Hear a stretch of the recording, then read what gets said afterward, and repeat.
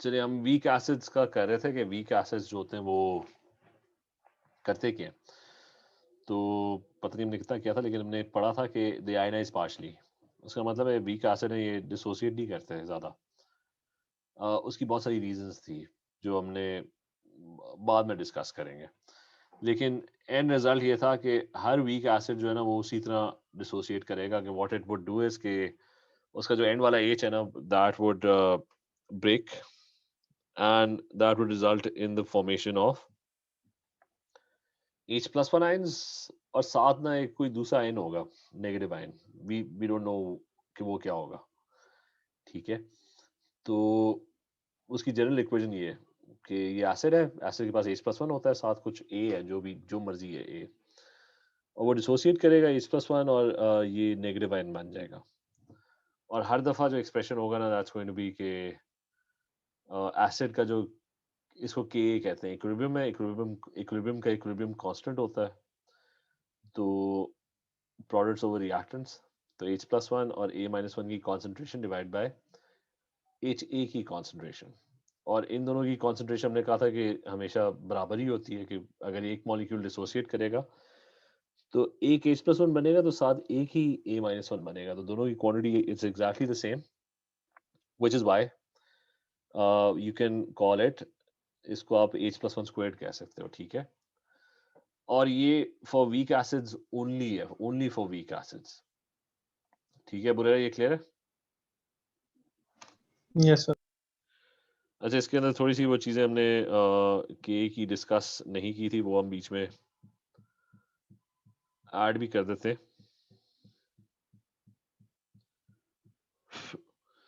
कि ऐसा वो मैं यहाँ पे ऐड कर देता हूँ कि असल में इक्वेशन जो होती है ना एसिड डिसोसिएशन की, वो इतनी सिंपल नहीं होती। वो एक्चुअली होती है कि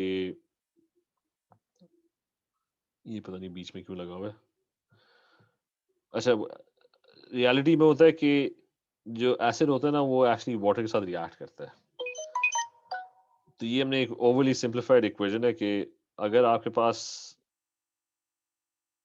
एथेनोइक एसिड होगा ना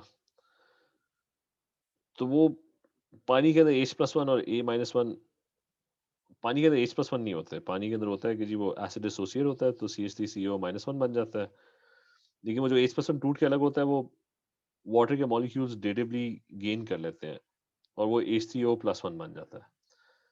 तो जो एक्चुअल इक्वेशन होती है ना दैट इज दिस वन। ठीक है, कि water derivatively bonds to H plus one and accepts them, तो ये H प्लस वन ना पानी में अलग नहीं घूम रहा होगा। और रियलिटी में जो इसका एक्सप्रेशन बनता है ना केसी का एक्सप्रेशन बनता है, अगर मैं यहाँ पे केसी का एक्सप्रेशन बनाऊँ ना इट वुड बी के एथेनोइट आयंस की कॉन्सेंट्रेशन और इनटू H3O प्लस वन की कॉन्सेंट्रेशन और उसको डिवाइड करो उसके साथ रिएक्टेंट्स की कॉन्सेंट्रेशन। रिएक्टेंट्स आपके पास क्या है? रिएक्टेंट्स आपके पास है एथेनोइक एसिड CH3COH, और आपके पास दूसरा जो रिएक्टेंट है वो वाटर है। अच्छा, ये दो है। तो और इसमें होता था कि क्योंकि वाटर एक्सेस में होता है, जो चीज़ एक्सेस में होती है वो उसकी कॉन्सेंट्रेशन जो है ना वो ऑलमोस्ट कांस्टेंट हो जाती है। तो ये जो रेड में मैं कर रहा हूँ ना ये वाटर के जो मॉलिक्यूल होंगे ना ये एक्सेस में है, क्योंकि सारा है ही सोल्यूशन ही वाटर का है। तो आप वाटर की कॉन्सेंट्रेशन क्योंकि ऑलमोस्ट कांस्टेंट है तो आप इस वाटर को उठा के इसके साथ ही जोड़ देते हो, केसी के साथ, क्योंकि कांस्टेंट है। तो एंड में वो केसी डॉट H2O जो है ना इसको के कहते हैं। तो हमारी जो सिंप्लीफाइड इक्वेशन होती है ना उसमें हम वाटर लिखते ही नहीं है, हम बस कहते हैं कि जी एथेनोइक एसिड जो है वो डिसोसिएट हुआ है, उसने दो आयंस बना दिए। जबकि एथेनोइक एसिड वाटर के साथ रिएक्ट करके डिसोसिएट हुआ था और वो जो H प्लस वन बना था वो एक्चुअली पानी ने एब्जॉर्ब कर लिया था और H3O प्लस वन बन गया था। खैर ये हमारी सिंप्लीफाइड इक्वेशन है। अच्छा, इसके जो क्वेश्चन है वो सिंपल स्ट्रेट फॉरवर्ड क्वेश्चन है कि वीक एसिड का ना तीन वेरिएबल्स हैं, या तो एसिड की कॉन्सेंट्रेशन या यू हैव के या फिर वो H प्लस वन। तीनों में से दो चीजें गिवन होंगी, तीसरी चीज वो पूछ लेगा। फॉर एग्जांपल यहाँ पे उसने he is already given you the ethanoic acid concentration which is 0.1 mole per dm cube। के की वैल्यू भी गिवन है, पीएच मांग रहा है कि इस एसिड का पीएच क्या होगा। तो आपने सिंपली क्या करना है, उस एक्सप्रेशन में पुट करो और आंसर निकालो। तो के गिवन है, मैं बस फॉर्मूला यूज करूंगा h+1 स्क्वायर्ड, और ये फॉर्मूला बुक्स के अंदर डिफरेंट शक्लों में होता है, ठीक है। कभी कभार उन्होंने ये उस फॉर्म में दिया होता है, लॉग की फॉर्म में। लॉग की फॉर्म में याद रखना जरूरी नहीं है, क्योंकि लॉग किसी भी टाइम एंड पे ले लो। तो डिवाइड बाय एसिड कॉन्सेंट्रेशन। अच्छा, I am going to use this formula और इसके अंदर वैल्यूज पुट करो कि क्या होंगी, कि आपकी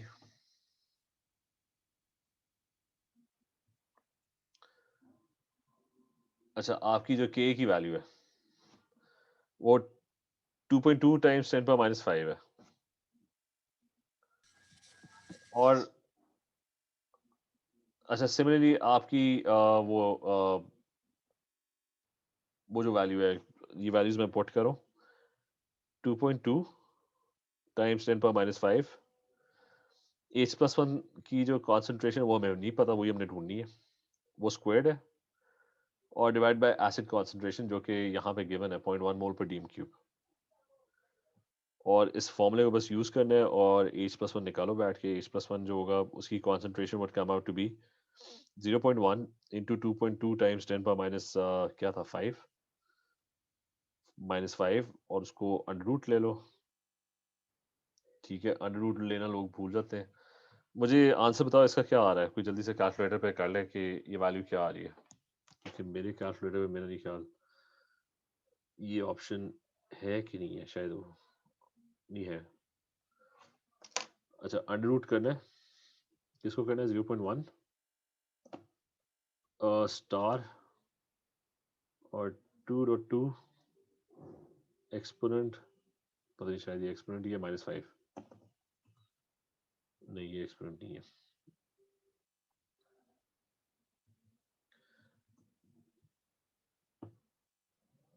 हाँ ठीक है, ये कोई मुझे वैल्यू बता दे क्या, ये -5।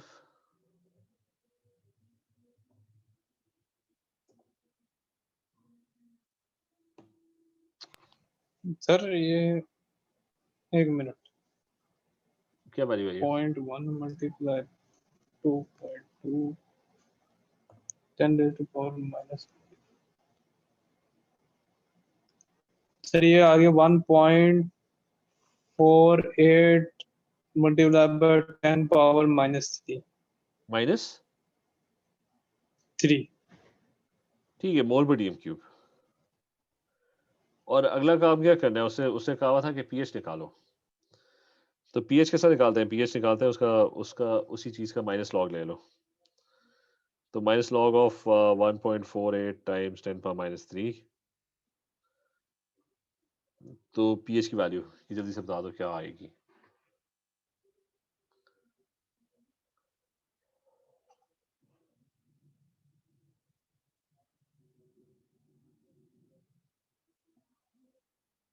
कर लेते हैं नेगेटिव लॉग, एक सेकेंड, अगर ये चल जाए माइनस साइन। अच्छा, नेगेटिव लॉग, लॉग है, सर 2.83। अच्छा 2.83 आ गया पीएच, ठीक है। बस ये निकालना था। तो मैं फिर से वो रिपीट कर दूं कि कोई भी वीक एसिड होगा ना, वो आयनाइज करेगा और वो H+1 बनाएगा और साथ कोई आयन बनाएगा जो कि नेगेटिव होगा। हमेशा एक H+1 क्यों, क्योंकि मैंने पहले शायद एक्सप्लेन किया था कहीं कि डाइप्रोटिक और ट्राइप्रोटिक एसिड जो होते हैं ना, इवन अगर एसिड के अंदर ना 3 H+1 है, तो आपने उसको एज ये नहीं सोचना कि ये तीनों H+1 ना इकट्ठे रिलीज करेगा। वो एज 3 डिफरेंट एसिड्स एक्ट करेगा, कि फॉस्फोरिक एसिड पहले एक H+1 टूट के अलग होगा, फिर जो पीछे बचा है वो फिर अगले स्टेप में एक और H+1 टूट के अलग होगा, फिर अगले स्टेप में एक और H+1 टूट के अलग होगा। तो even if you have a dibasic और अ ट्राइबेसिक एसिड और डाइप्रोटिक और ट्राइप्रोटिक एसिड, तो रिमेंबर कि H+1 ने एक ही H+1 ने टूट के अलग होना है, और उसके बाद डिसोसिएशन जो होगी वो और मुश्किल होती जाएगी। जब उसके ऊपर -2 चार्ज हो जाएगा ना, तो वो फिर उल्टा H+1 अट्रैक्ट कर रहा होगा, वो H+1 टूट के अलग होने के चांसेस तो और भी कम होंगे।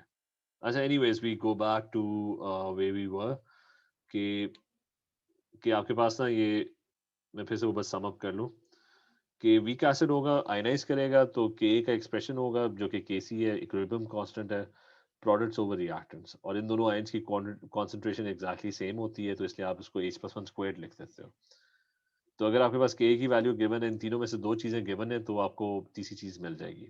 तो for example let's do another question, and this time the question is के फाइंड,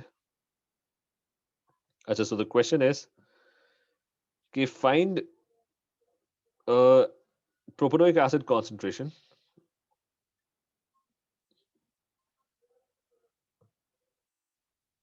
तो हमें प्रोपेनोइक एसिड की ना कॉन्सेंट्रेशन निकालनी है। इफ pH given है, if pH is 4.6 and Ka for propanoic acid,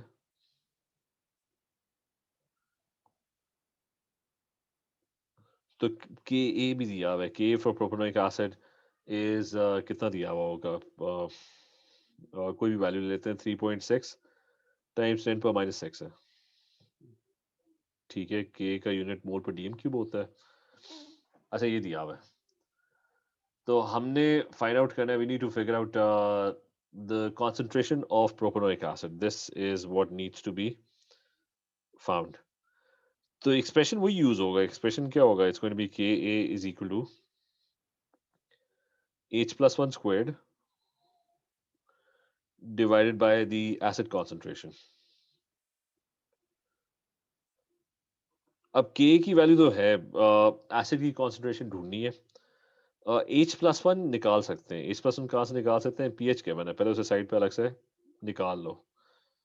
pH given है 4.6, pH होता क्या है, pH होता है माइनस लॉग ऑफ H+1, उसकी कॉन्सेंट्रेशन दैट्स गिवन एज 4.6।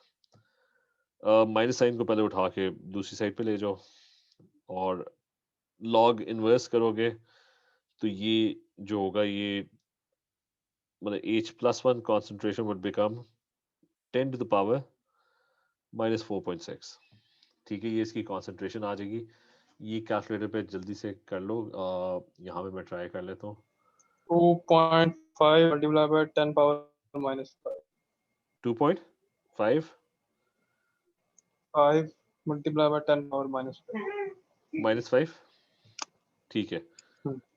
अच्छा, ये मोल पर डीएम क्यूब आ गया, अच्छा ये भी आ गया, इसको बस अब उसके अंदर सब्स्टिट्यूट करो। के की वैल्यू पहले गिवन थी, क्या थी, 3.6 टाइम 10⁻⁶, बल्कि उसको रीअरेंज ही कर लेते हैं, डायरेक्ट आंसर निकालो। एसिड कॉन्सेंट्रेशन को सब्जेक्ट टू इक्वेशन बना दो, और पीछे आपके पास H+1 कॉन्सेंट्रेशन जो कि 2.5, ये थ्री सिग्निफिकेंट फिगर रखा करो, ठीक है।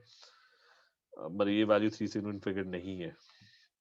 अच्छा, 2.5 टाइम्स 10⁻⁵, और वो ऊपर स्क्वायर हो रहा है, और नीचे उसको डिवाइड करना है, किसका करना है डिवाइड, So 2.512.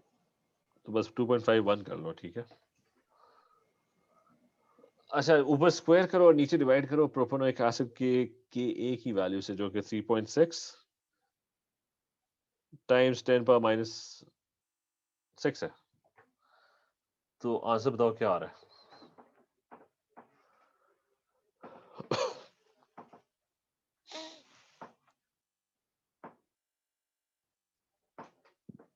6.9. 6.7.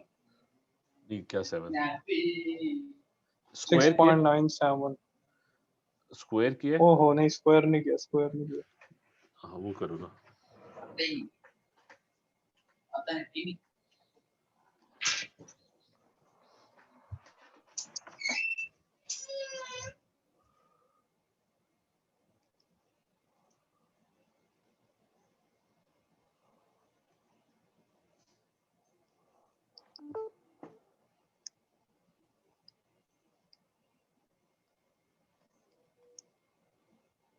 क्या वैल्यू आई है अब,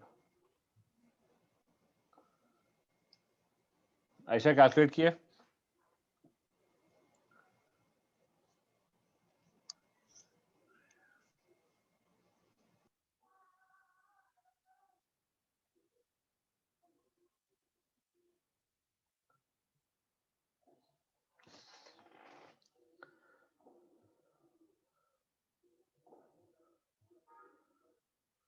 अबू रेरा किए कैलकुलेट किया 2.51 सर 1.75 नहीं फिर गलत है ये सही है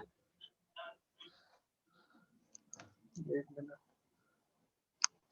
अब्दुल्ला कैलकुलेट करो ये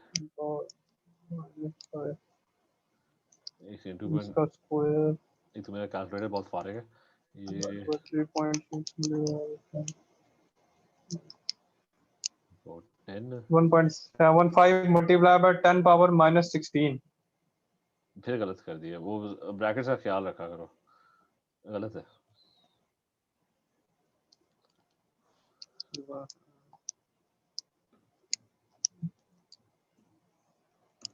इसको हम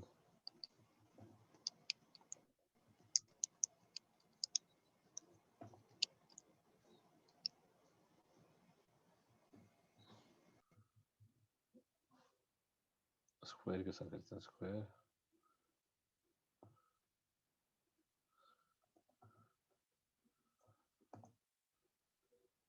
आइए कोई value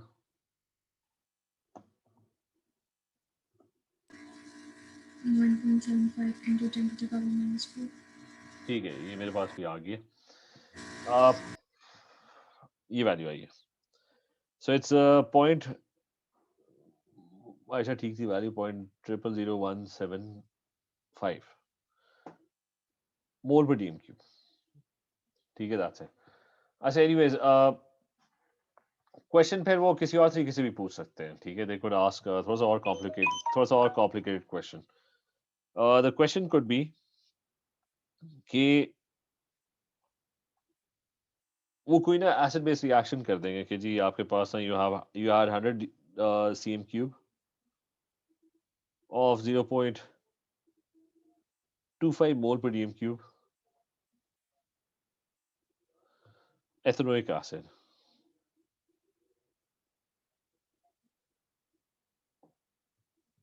is being neutralized by it's being neutralized by 40 cm cube of 0.3 of 0.2 mole per dm cube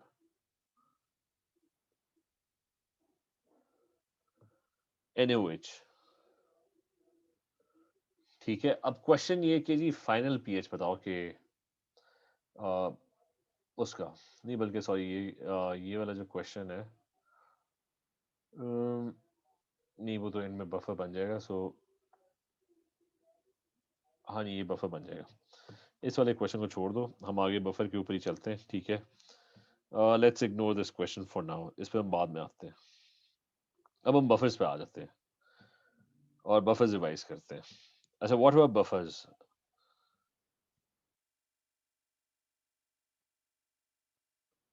buffers होते थे कि they were basically solutions that would they're solutions that resist a change in pH तो pH resist a change in pH pH change नहीं होने देते ठीक है सो और when a small amount of acid or alkali is added solution of acid and base नहीं लेकिन वो नहीं लिखना ये लिखना है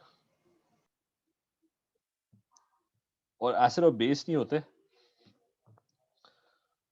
वो भी मैं क्लियर करता हूँ स्मॉल अमाउंट ऑफ एसिड और alkali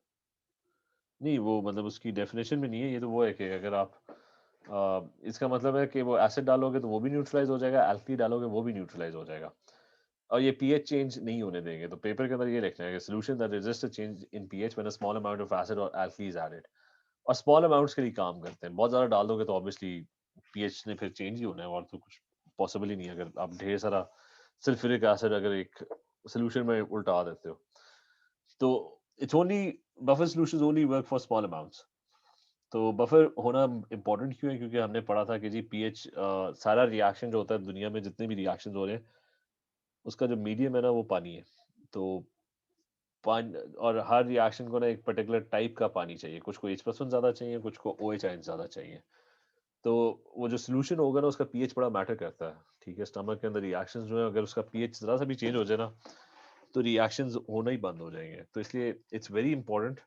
फॉर एग्जांपल अगर ह्यूमन बॉडी का एग्जांपल लें, तो किसी भी, अगर आपका ह्यूमन बॉडी का स्टमक है ना, उसका पीएच हल्का सा भी चेंज नहीं होना चाहिए, क्योंकि अगर चेंज हुआ ना तो रिएक्शंस जो हो रहे थे वो होना बंद हो जाएंगे, और जो नहीं हो रहे थे वो होना शुरू हो जाएंगे।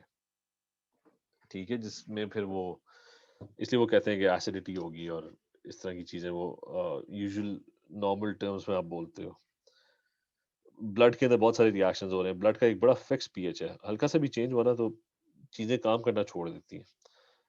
अच्छा, anyways, how is a buffer made? A buffer is made by a combination of a weak acid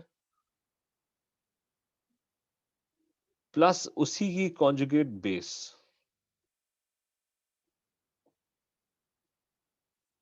यानी in simple words it would be the sodium salt of the weak acid.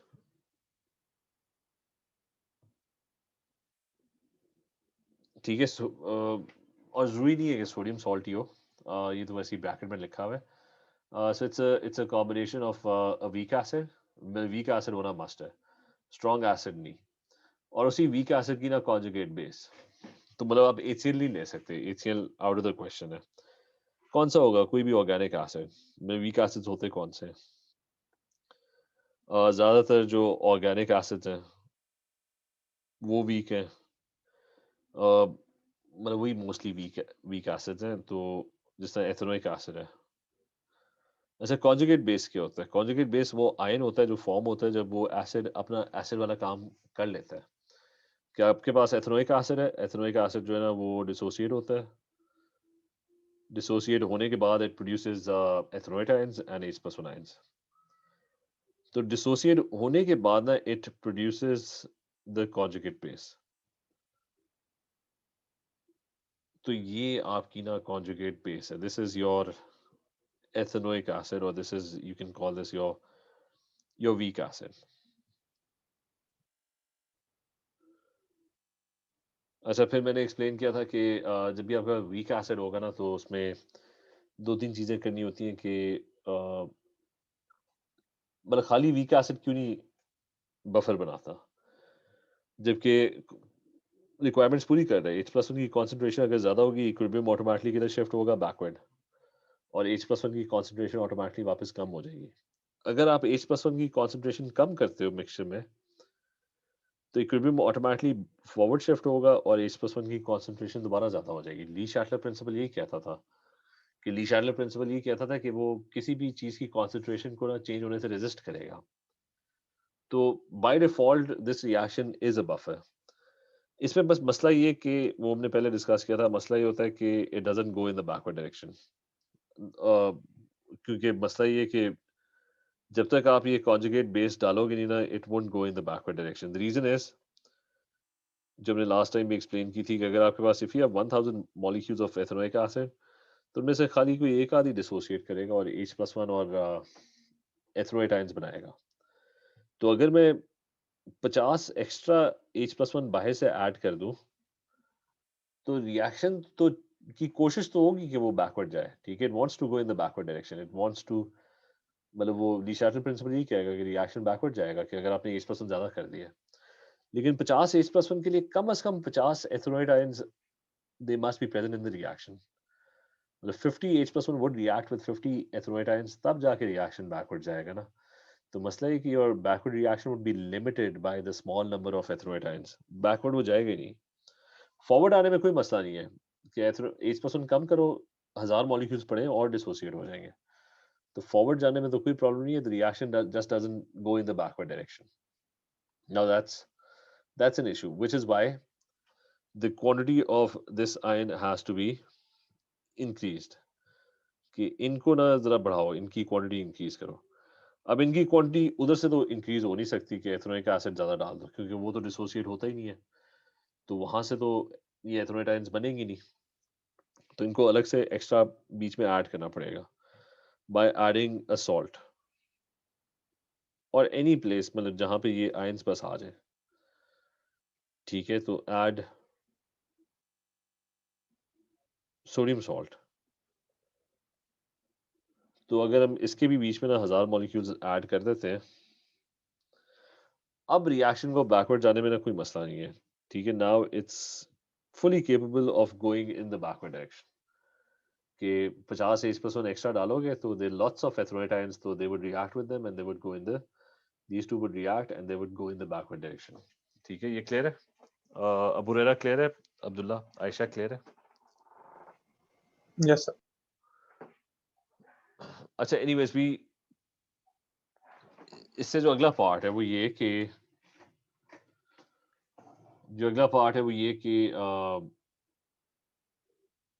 अब आपका इक्विलिब्रियम तो वही है जो पहले आपने के लिए बनाया था equilibrium. It's exactly the same one, ठीक है। It's exactly the same one. The only difference is कि आपका जो के का एक्सप्रेशन है ना, that has now changed, but expression वही है, उसके अंदर जो वैल्यूज है ना, दे हैव चेंज्ड। कि प्रोडक्ट्स ऑफ रिएक्टेंट्स था ना, तो it was ethanoate ions concentration into H+1 concentration divided by ethanoic acid concentration. Now the only difference is, ठीक है, so the only difference is कि इन दोनों आयंस की concentration अब बराबर नहीं है। पहले तो एथेनोइट आयंस और H+1 जब ये डिसोसिएट होता था तब बनते थे, ये तो आपने बाहर से एक्स्ट्रा डाल दिया, तो इसका मतलब इन दोनों आयंस की concentration एग्जैक्टली सेम नहीं है। और अब क्या होगा कि this is basically equal to your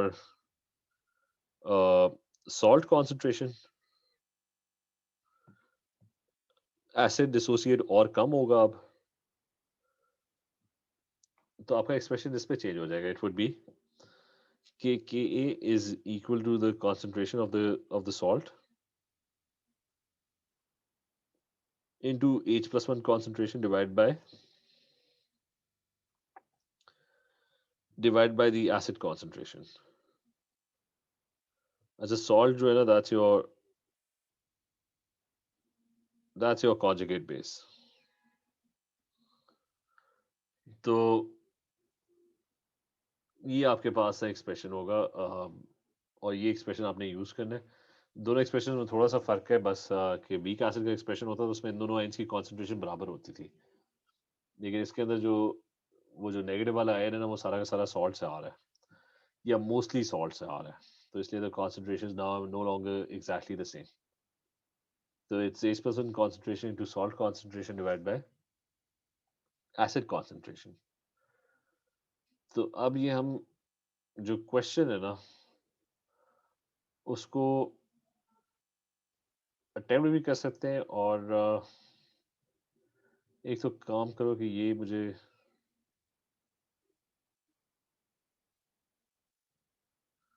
पहले तो सिंपल क्वेश्चन हम करते हैं कि बफर का पीएच।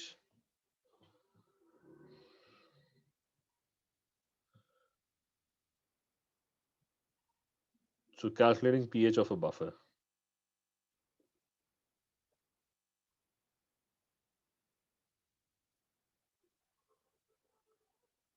कि बफर का पीएच किस तरह कैलकुलेट होगा। अच्छा, अब इसमें ये कि एक क्वेश्चन कर लेते हैं कि जी एथेनोइक एसिड हमने डाला है और उसकी जो कॉन्सेंट्रेशन आ रही है ना, वो आ रही है 0.1 मोल पर डीएम क्यूब, और हमने उसी के अंदर मिक्स किया है उसकी सॉल्ट, जिसकी कॉन्सेंट्रेशन हमने डाली है 0.3 मोल पर डीएम क्यूब। और हमारे पास ना के वैल्यू जो एथेनोइक एसिड की है ना, वो क्वेश्चन में गिवन है कि दैट इज 2.2 times 10⁻⁶। और हमने पीएच निकालना है, तो पीएच कैसे निकालोगे कि ए की value is equal to salt concentration into H+1 concentration divided by the acid concentration। तो ये सारी वैल्यूज जो है ना, वो इसमें प्लेस कर दो। के की वैल्यू हमें पहले ही पता है, which is 2.2 times 10⁻⁶।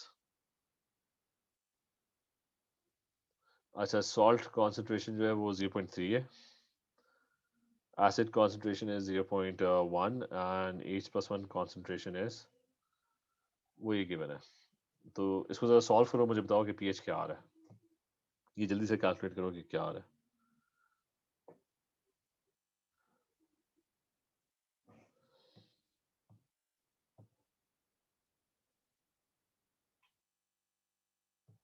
Abdullah, Ayesha, ये कैलकुलेट करो क्या आ रहा है।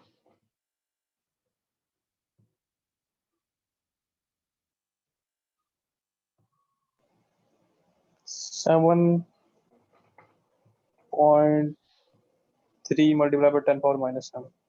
ये H+1 आ रहा है या पीएच आ रहा है? मतलब पीएच तो नहीं होगा डेफिनेटली। नहीं H प्लस आ रहा है। हाँ,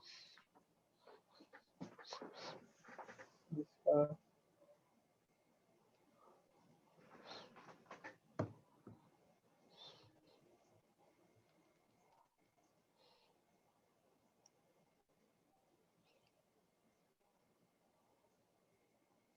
6.13.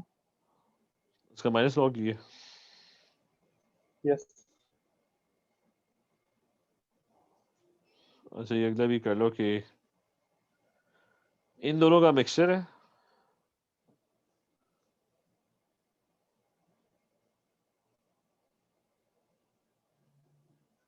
ठीक है। इनमें से एक एसिड है और एक उसकी सॉल्ट है, एक एसिड है और एक उसकी कॉन्जुगेट बेस है। वो खुद ही आइडेंटिफाई करो कि ए की वैल्यू दी हुई है HSO4-1 की, सर, ऊपर वाला एसिड ठीक है, और दूसरी उसकी कॉन्जुगेट बेस है, ठीक है। के की वैल्यू गिवन है जी 3.6 टाइम्स 10⁻⁷। तो इसका भी पीएच निकालो और ये कैलकुलेट करो।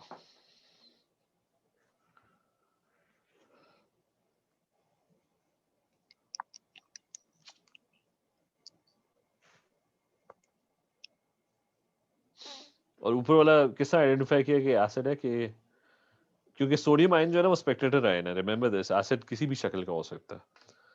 एसिड कौन सा होता है? जो H+1 प्रोड्यूस करता है। तो ऊपर वाले के पास है H+1 पड़ा हुआ है, नीचे वाले पास H+1 नहीं है।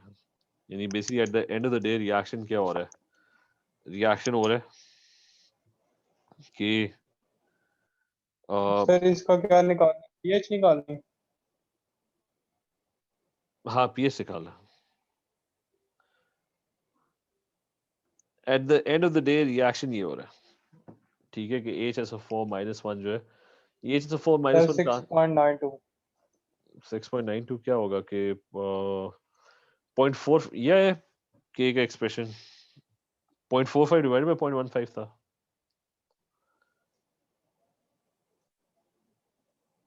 मतलब ये आपकी सॉल्ट की कॉन्सेंट्रेशन, पॉइंट मतलब ये एक्सप्रेशन होगा ना, it would be 3.6 times 10 equal पर, टू 0.45 ओवर हाँ, 0.45 divide divide by by 0.15. Acid concentration 0.15 जो कि 3 आता है इनटू H+1, ठीक है। चलिए ठीक है, ये सही है। ये इससे फिर कंटिन्यू करते हैं, कल करते हैं कंटिन्यू, ठीक है। Okay sir, okay. Okay, take care, अल्लाह हाफिज।